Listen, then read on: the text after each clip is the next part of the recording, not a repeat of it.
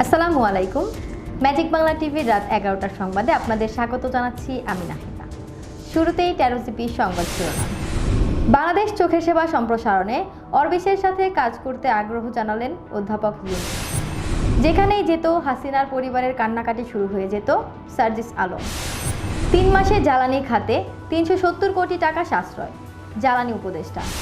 গাজীপুরের শফিপুর এলাকায় উদ্বোধন হলো নবনির্মিত ওয়ামি মসজিদের নতুন কমপ্লেক্স। ইউক্রেনে আরও পরমাণু অস্ত্রবাহী ক্ষেপণাস্ত্র হামলা হবে জানালেন পুতিন। এবং বার্সার অনুষ্ঠানে যাচ্ছেন না মেসি। এতক্ষণ শুনছিলেন সংবাদ শিরোনাম, এবার বিস্তারিত। Enjoy the power of speed with a pure racing machine. Taro Bangla, a symbol of elegance.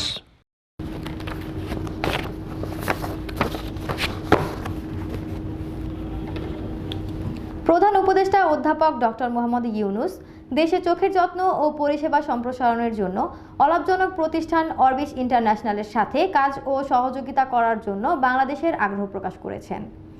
অরবিশ ইন্টারন্যাশনালের president O CEO Derek হটকির সাথে এক বৈঠকে তিনি বলেন, বাংলাদেশে চোখের যত্নের সেবা সম্প্রসারণ করতে হবে এবং এই লক্ষ্যে আমরা অরবিশ ইন্টারন্যাশনালের সাথে কাজ করতে প্রস্তুত। আজ এক প্রেস বিজ্ঞপ্তিতে একথা বলা হয়। অরবিশ ফ্লাইং আই হাসপাতালের প্রশিক্ষণ কর্মসূচির অংশ হিসেবে ডেরেক বাংলাদেশ সফর করছেন। এখন চট্টগ্রামে প্রশিক্ষণ চলছে। ডেরেক গত বুধবার 20 নভেম্বর রাজধানীতে অধ্যাপক ইউনূসের সাথে তার কার্যালয়ে দেখা করেন।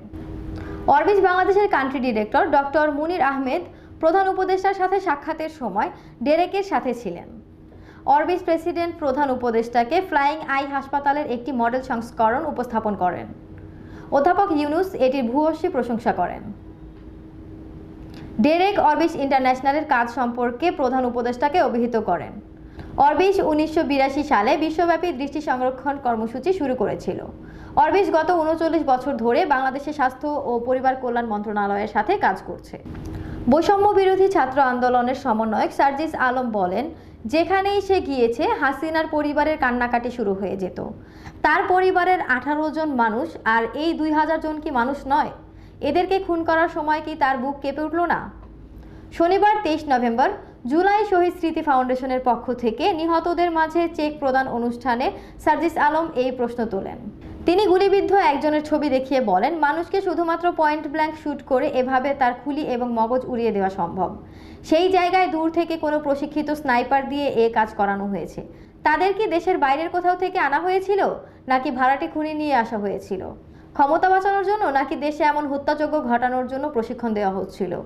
আমাদের বীর শহীদদের সন্তানদের পক্ষ থেকে এই প্রশ্ন রাখলাম। তিনি আরও বলেন, খুনি হাসিনা ও তাদের দোসরদের এই জবাব দিতে হবে যে এই ইশরাত সামিউলরা কাদের বাবা বলে রাখবে, কারা বাবার মতো তাদের আগলে রাখবে। সার্জিস আরও বলেন, আমরা বিগত 16 বছরের অত্যাচার নির্যাতন সব ভুলে গেছি। একজন ক্ষমতা পিপাসু নরপিশাচ খুনি কিভাবে শুধু ক্ষমতায় থাকার জন্য হাজার মানুষের হত্যা করেছে। আমরা এই 2000 লাশের উপর দাঁড়িয়ে এখন এইসব নিয়ে গল্প করি। 3 মাসে জ্বালানি খাতে 370 কোটি টাকা সাশ্রয়। রাজধানীর হোটেল ওয়েস্টিনে শিল্প খাতে জ্বালানি সংকট নিয়ে বাংলাদেশ চেম্বার অব ইন্ডাস্ট্রির আলোচনা সভায় একথা জানান জ্বালানি উপদেষ্টা মুহাম্মদ ফাউজুল কবির খান। বলেন, নবায়নযোগ্য জ্বালানির দিকে এগিয়ে যেতে হবে। চলতি সপ্তাহে 40টি নবায়নযোগ্য জ্বালানি প্রকল্পের দরপত্র দেওয়া হবে। তিনি বলেন, পাবলিক সেক্টরে প্রতিযোগিতার অভাব রয়েছে। টিকে থাকতে হলে ঘুষ বাণিজ্য থেকে বের হতে হবে। সরকারি ক্রয়কে প্রতিযোগিতার মধ্যে আনার প্রয়োজন রয়েছে। সরকারের সঙ্গে সখ্য করে আর ব্যবসা হবে না। ভালো ব্যবসায়ীদের জন্যই উপযোগিতা তৈরি করতে হবে। ওয়ামি বাংলাদেশ অসহায় ছাত্রছাত্রী ও রোহিঙ্গাদের নিয়ে কাজ করেন। ভূমি, বেসামরিক বিমান পরিবহন ও পর্যটন উপদেষ্টা AFM হাসান আরিফ গাজীপুরের কালিয়াকৈর উপজেলায় শফিপুর এলাকায় নবনির্মিত ওয়ামি মসজিদের নতুন কমপ্লেক্স উদ্বোধন করা হয়েছে। শুক্রবার ওই নতুন কমপ্লেক্সটি উদ্বোধন করা হয়। এ সময় প্রধান অতিথি হিসেবে উপস্থিত থেকে বক্তব্য দেন অন্তর্বর্তী সরকারের ভূমি এবং বেসামরিক বিমান পরিবহন ও পর্যটন মন্ত্রণালয়ের উপদেষ্টা AFM হাসান আরিফ। এ সময় তিনি সাংবাদিকদের এক প্রশ্নোত্তরে বলেন, ওয়ামি প্রতিষ্ঠানকে তিনি ধন্যবাদ দিয়ে বলেন, ওয়ামি বাংলাদেশ যুব সমাজকে এগিয়ে নিতে সাহায্য করছে। এছাড়াও অসহায় ছাত্রছাত্রীদের পড়ালেখা করা সহ একটি স্কলারশিপ পেতে সাহায্য করেন। এ সময় বিশেষ অতিথি হিসেবে বক্তব্য রাখেন সৌদি রাষ্ট্রদূত ঈসা ইউসুফ ঈসা দুহাইলান। ওয়ামী সচিবালয়ের assistant secretary general professor doctor Abdul Hamid Yusuf Al Mazru এবং স্বাগত বক্তব্য রাখেন ওয়ামী বাংলাদেশের কান্ট্রি ডিরেক্টর মোহাম্মদ রেদওয়ানুর রহমান, কালিয়াকৈর উপজেলা নির্বাহী কর্মকর্তা কাউসার আহমেদ, সহকারী কমিশনার দিল আফরোজ সহ ওয়ামী শিক্ষা প্রতিষ্ঠানের শিক্ষক, অভিভাবক, ছাত্রছাত্রী, কর্মকর্তা ও সাংবাদিকবৃন্দ। দর্শক, এ পর্যায়ে নিয়ে নিচ্ছি 13GP বিজ্ঞাপন বিরতি। ফিরছি কিছুক্ষণ পর, সঙ্গেই থাকুন। We believe in speed. We believe in power.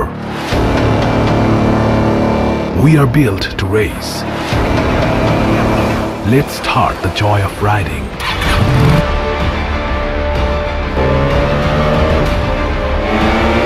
Modified 150cc liquid cool engine. Combined braking system with 3-disc brake. Free-flow sports exhaust. Aggressive, compacted race design. It's not just another sports bike. It's Taro GP1, pure racing machine. A beginning of a new journey. Product of Taro Bangla, a symbol of elegance.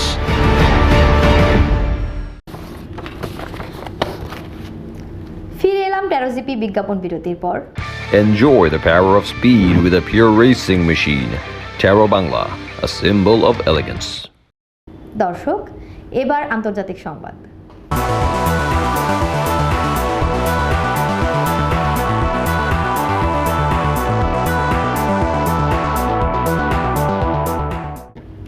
রাশিয়ার president Vladimir Putin শুক্রবার ইউক্রেনে একটি hypersonic ক্ষেপণাস্ত্রের পরীক্ষামূলক উৎক্ষেপণের পর বলেছেন, আরও অত্যাধুনিক যুদ্ধাস্ত্রের পরীক্ষা চালানো হবে। ইউক্রেনের প্রেসিডেন্ট পশ্চিমাদের কাছে নতুন ধরনের হুমকি মোকাবেলায় বিমান প্রতিরক্ষা ব্যবস্থার জন্য আবেদন করার প্রেক্ষাপটে পুতিন একথা বলেছেন। ক্ষেপণাস্ত্র হামলা আশঙ্কায় ইউক্রেনের পার্লামেন্ট অধিবেশন হয়ে যাওয়া মাত্র কয়েক ঘন্টার পর উভয় দেশের নেতাদের পক্ষ থেকে পাল্টাপাল্টি বিবৃতি আসছে। ইউক্রেনের দিনিপ্র শহরে রাশিয়ার নতুন ধরনের ক্ষেপণাস্ত্র হামলার মাত্র একদিন পর পুতিন বলেছেন, নতুন করে ওরেশনিক ক্ষেপণাস্ত্রের আরও পরীক্ষা চালানো হবে। পুতিন টেলিভিশনে সম্প্রচারিত এক বক্তব্যে সামরিক প্রধানদের জানিয়েছেন, আমরা রাশিয়ার উপর নিরাপত্তা হুমকির পরিস্থিতির ধরন দেখে যুদ্ধের পরিস্থিতি বুঝে এসব পরীক্ষা চালিয়ে যাব। তিনি আরও বলেছেন, রাশিয়া পরীক্ষামূলক অস্ত্রের ধারাবাহিক উৎপাদন শুরু করবে। ইউক্রেনের প্রেসিডেন্ট জেলেনস্কি শুক্রবার বলেছেন, নতুন হুমকি মোকাবেলায় তিনি ইতোমধ্যে তার মিত্রদের কাছে অত্যাধুনিক বিমান প্রতিরক্ষা ব্যবস্থা সাহায্য চেয়েছেন। এর আগে গতকাল রাশিয়ায় ব্যালিস্টিক ক্ষেপণাস্ত্র নিক্ষেপ করেছে বলে নিশ্চিত হওয়ার পর চীনের পররাষ্ট্র মন্ত্রণালয় বারবার যুদ্ধে শান্ত থাকার এবং সংযম প্রদর্শনের আহ্বান জানিয়েছেন। দর্শক, এবার খেলার খবর।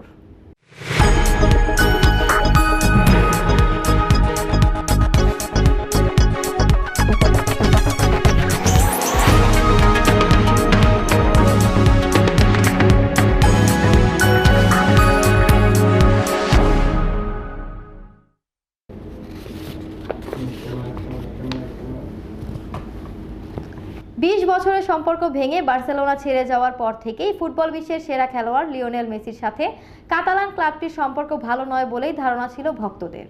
তবে বার্সার 125তম প্রতিষ্ঠা বার্ষিকী উদযাপন অনুষ্ঠানে উপস্থিত হয়ে সেই ভাঙা সম্পর্ক জোড়া লাগবে বলে আশা ছিল ভক্তদের। তবে সেই আশা আর পূরণ হচ্ছে না। বার্সার এই অনুষ্ঠানে থাকছেন না লিওনেল মেসি। স্প্যানিশ সংবাদ মাধ্যম জানিয়েছে, 29 নভেম্বর বার্সেলোনার অনুষ্ঠিতব্য এই বিশেষ অনুষ্ঠানে মেসি যোগ দিতে পারবেন না। 2 সপ্তাহ আগে বার্সা তাকে আমন্ত্রণ জানালেও পূর্ব নির্ধারিত কাজের কারণে তিনি উপস্থিত থাকতে পারছেন না। মেসি বার্সেলোনায় কাটিয়েছেন 17টি বছর এবং ক্লাবের হয়ে জিতেছেন 35টি শিরোপা, যার মধ্যে রয়েছে 6টি ব্যালন ডিওর। অনেকেই তাকে ক্লাবের সর্বকালের সেরা খেলোয়াড় হিসেবে বিবেচনা করেন। 2021 সালে আর্থিক সমস্যার কারণে বার্সেলোনাকে বিদায় জানান মেসি। এরপর পিএসজি এবং বর্তমানে ইন্টার মায়ামির হয়ে খেলছেন তিনি। বার্সা সভাপতি জোয়ান লাপোর্তা একাধিকবার মেসিকে ক্লাবে ফিরিয়ে আনার চেষ্টা করলেও আর্থিক সীমাবদ্ধতার কারণে তা সম্ভব হয়নি। মেসি অনুষ্ঠানে সরাসরি উপস্থিত না থাকলেও বার্সেলোনার 125তম প্রতিষ্ঠাবার্ষিকীর জন্য একটি বিশেষ সাক্ষাৎকার রেকর্ড করেছেন। শেষ করার আগে শিরোনামগুলো আরও একবার।